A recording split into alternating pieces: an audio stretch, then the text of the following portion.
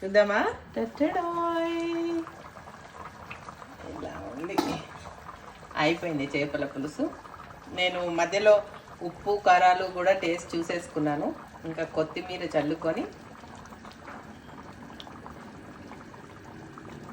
నేను కొంచెం పులుసు ఎక్కువ చేశాను, ఎందుకంటే నాకు అన్నంలో కలుపుకోవడానికి కావాలన్నమాట. మీరు కావాలంటే చిక్కగా చేసుకోవచ్చు. ఆపేస్తున్నా స్టవ్.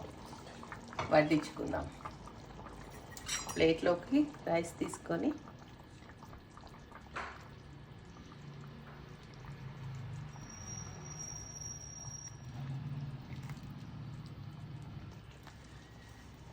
హలో అండి, ఇవాళ పొద్దున్నే చేపల ఫ్రైకి చేపలు కొందామని చెప్పి చేపల మార్కెట్కి వెళ్ళాను. అక్కడ చేపలు కొని వాటిని ముక్కలన్నీ ఫిష్ ఫ్రై కోసం కొట్టించాను. వాటి తలలు తోకలు సెపరేట్ చేయించాను చేపల పులుసు కోసం.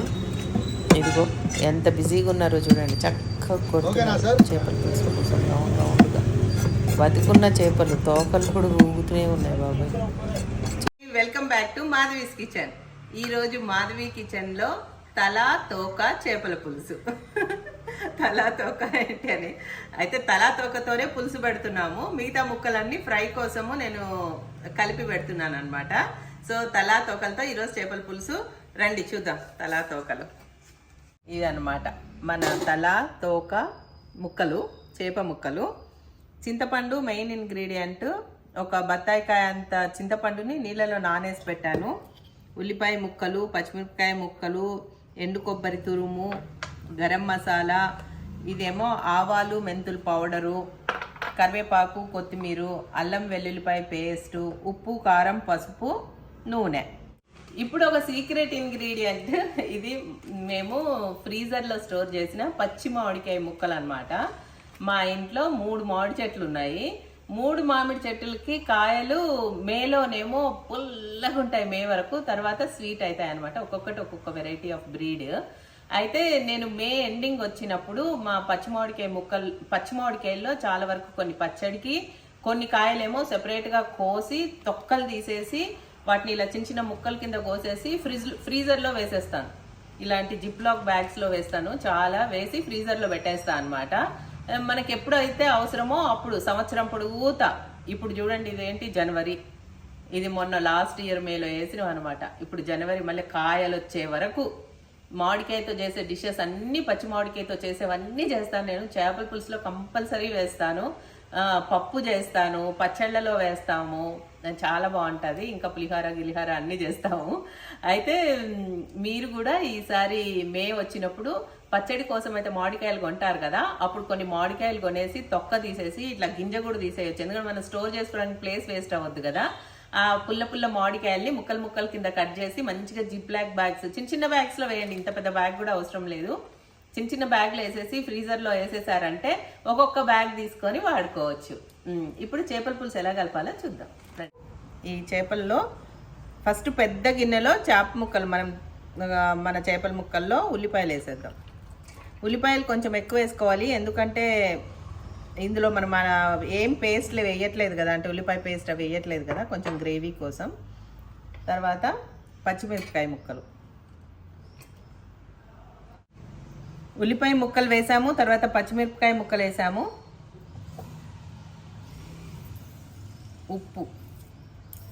ఉప్పు నేను ప్రస్తుతానికి ఇంత వేస్తున్నాను. ఎందుకు ప్రస్తుతం అంటున్నానంటే, మనము చింతపండు పులుసు వేసాక ఒకసారి టేస్ట్ చూస్తాం. టేస్ట్ చూసి తగ్గితే మళ్ళీ వేసుకోవచ్చు.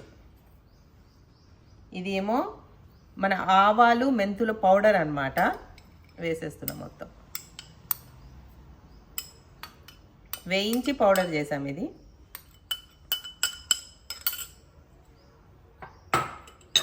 కారం, ఎక్కడ చింతపండు వేస్తామో అక్కడ కారం ఎక్కువ పడుతుంది.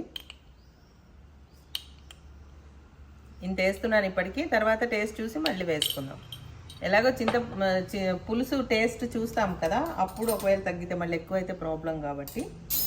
అల్లం వెల్లుల్లిపాయ పేస్ట్ అన్నీ పచ్చివే వేస్తున్నాను నేను ఇక్కడ. ఇంత అల్లం వెల్లుల్లిపాయ పేస్ట్. తర్వాత ఇది హోమ్ మేడ్ గరం మసాలా. ఇందులో చెక్క, లవంగ, ధనియాల పౌడర్ ఉంది అంతే.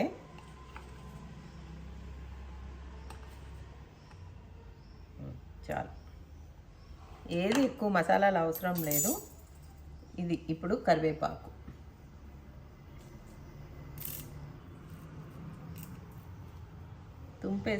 వేసేస్తే దొరకకుండా ఉంటుంది, తీసేయరు కదా, తినేస్తారు.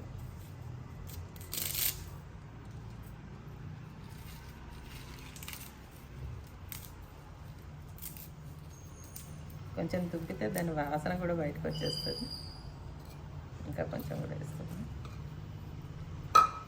ఇది కరివేపాకు. పసుపు వేద్దాం. పసుపు తర్వాత ఇది ఎండు కొబ్బరి తురుము అనమాట, ఇది వేసేస్తున్నాను. ఎందుకంటే కొంచెం పులుసు చిక్కగా అవుతుంది. ఇప్పుడు ఏం చేయాలంటే మనం దీనిలోకి నూనె వేయాలి. ఇందులో తాలింపు వేయడాలు అవి ఏమీ లేవన్నమాట, డైరెక్ట్ నూనె వేసాము. తర్వాత ఇందులోకి నేను చింతపండు రసం తీసి వేస్తున్నాను.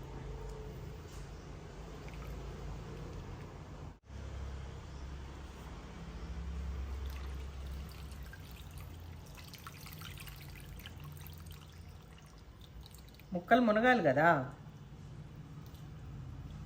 ఈ తలకాయ ముక్కలన్నీ మునగాలి.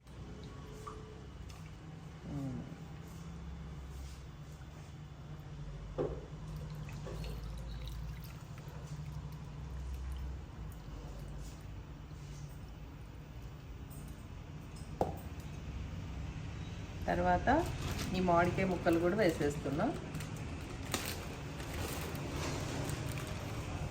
మామిడికాయ ముక్కలు కూడా వేస్తున్నా. ఐస్ ఇంకా ఉంది, కరగలేదు.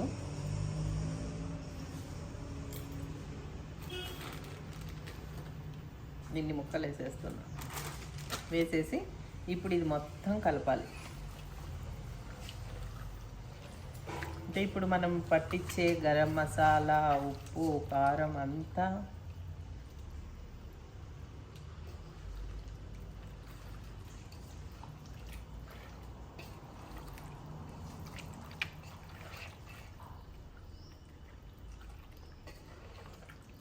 ఇంకా కొంచెం పులుసు పడుతుంది, ఎందుకంటే చేపల పులుసు కదా, మరి యాక్చువల్లీ ముక్క మునగాలి. ఇంకొంచెం పోస్తా.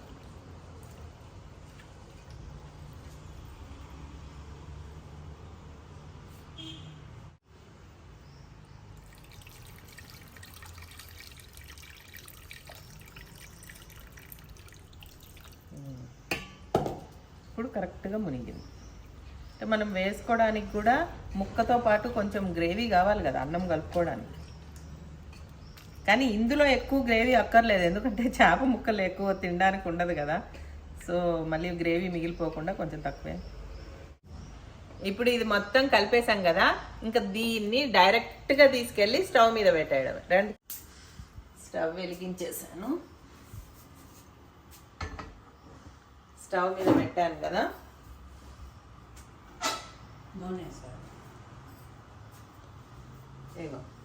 ఇంకా మూత పెట్టేస్తున్నాను అనమాట.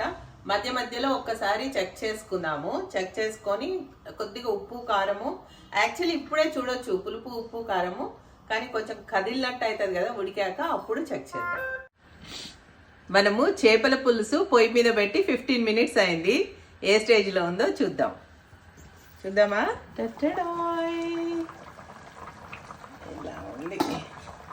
అయిపోయింది చేపల పులుసు. నేను మధ్యలో ఉప్పు కారాలు కూడా టేస్ట్ చూసేసుకున్నాను. ఇంకా కొత్తిమీర చల్లుకొని, నేను కొంచెం పులుసు ఎక్కువ చేశాను, ఎందుకంటే నాకు అన్నంలో కలుపుకోవడానికి కావాలన్నమాట. మీరు కావాలంటే చిక్కగా చేసుకోవచ్చు. ఆపేస్తున్నా స్టవ్. వడ్డించుకుందాం. ప్లేట్లోకి రైస్ తీసుకొని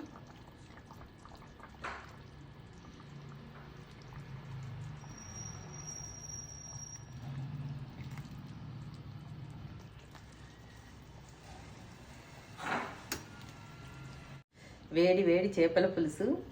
యాక్చువల్లీ చల్లారాక చాలాసేపు అయ్యాక తింటే బాగుంటుంది, కానీ నాకు ఆత్రం అనమాట, ముందు టేస్ట్ చూసేయాలి కదా.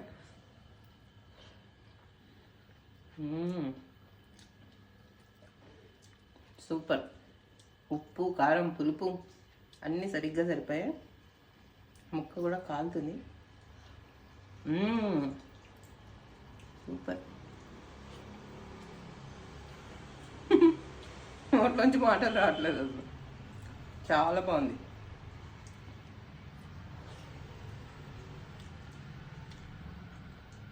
ఆ చేపల్లో ఉండే జ్యూసే బాగుంటుంది కదా, పిలవడానికి. మామూలుగా చేపల్లో ఏముంటుంది, ముక్క తలకాయల్లో.